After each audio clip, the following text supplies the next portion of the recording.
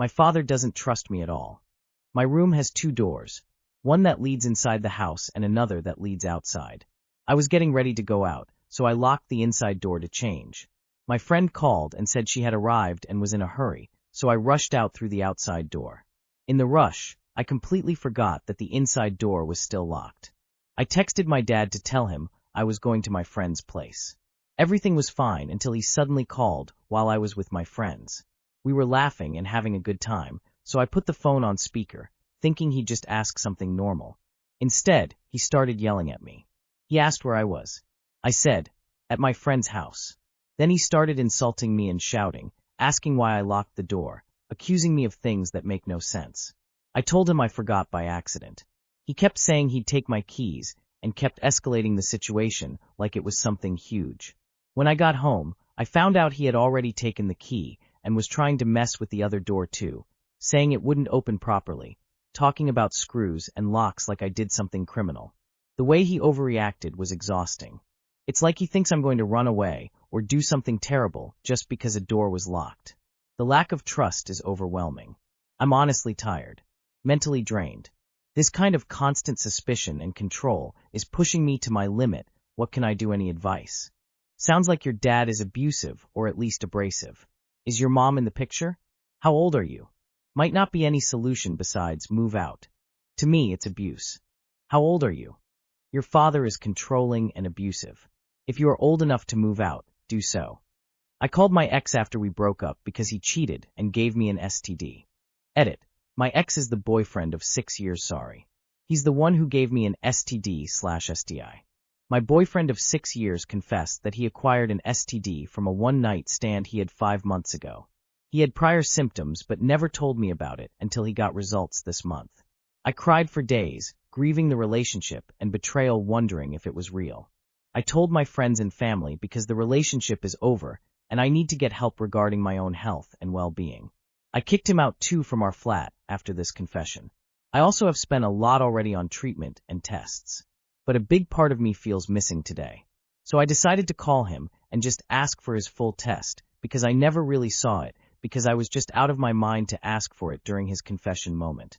Maybe I'm just really making up an excuse to call him. I called him and cried about how lonely it is to be left in the place we both built. He was apologetic, but I don't care anymore. I just wanted to let him know how much he put me on serious risk, because I wasn't able to say it before.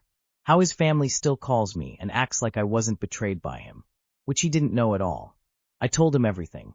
I broke the no contact. After it, I kind of feel better. But TikToks, posts, and my friends keep telling me to not contact him. I know. I'm a fool. I'm dumb. I'm stupid, but a little part of me felt relieved saying that to him.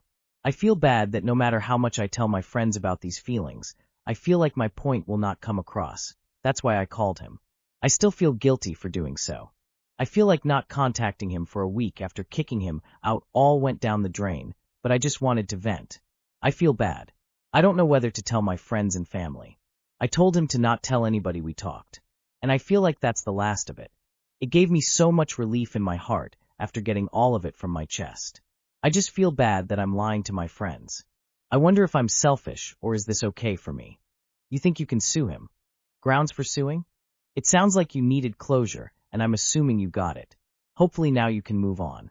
My mother spends more time with her boyfriend instead of me and don't know why. I, 16M, have recently noticed a difference in the way my mother, 41F, acts and how much time she spends with me after she got a boyfriend last year. In the past few months, our already little amount of time with each other.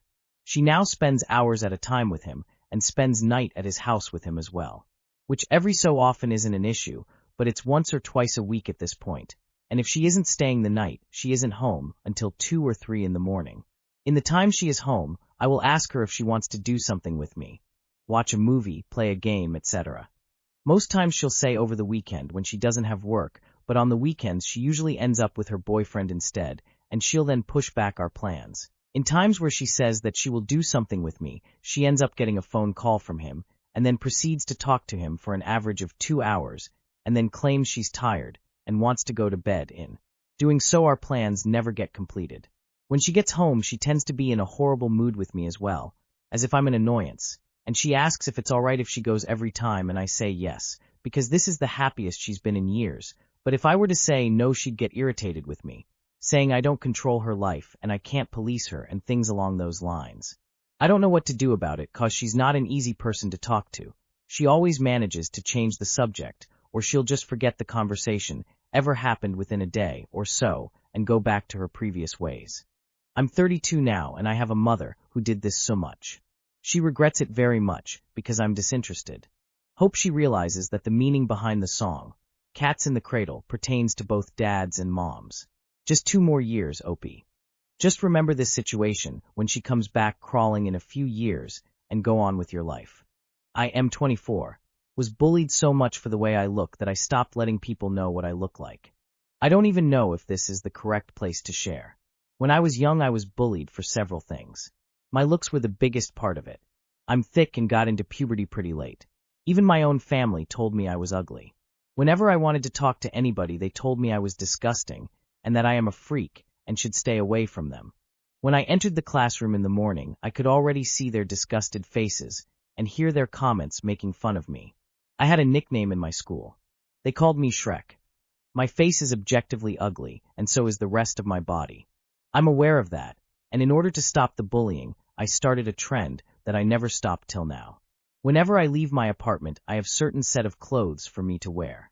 This set includes a hoodie, the hood is always up, a black face mask that covers my mouth and nose, always long pants, jeans for the most part, and fingerless black gloves. I like it very much. One reason is that it makes me feel secretive, but the most important thing is that it covers my entire body. It makes me feel less insecure about it. I feel more comfortable, although sometimes some people look at me weird, of course. They are not used to seeing a guy this wrapped up, I guess. I did lose some weight, but I still hate my body and face. Sometimes I'd like to imagine I had some kind of glow up, but that is wishful thinking. The irony is that while dressing this way, I actually found friends, so I guess it works. Although not even they know what I truly look like, and I don't plan to show them, even though they did ask me to reveal myself. I won't do it. I'm too afraid they will leave me again. I'm so sorry. People can be awful. Big hugs. Don't listen to any of them. I'm sure your friends will accept you for who you are. If not, they're not real friends. A lot of ugly dudes have close friends and a girlfriend/wife. Some people have to work harder at things than others. I know it's cliche at this point, but get in shape, make some money, and live, bro. Sending you hugs. Kids are cruel, evil scares. I really don't think you are as bad as you think you are. Please think about getting therapy. You can't live hiding away. You can't let those bullies win.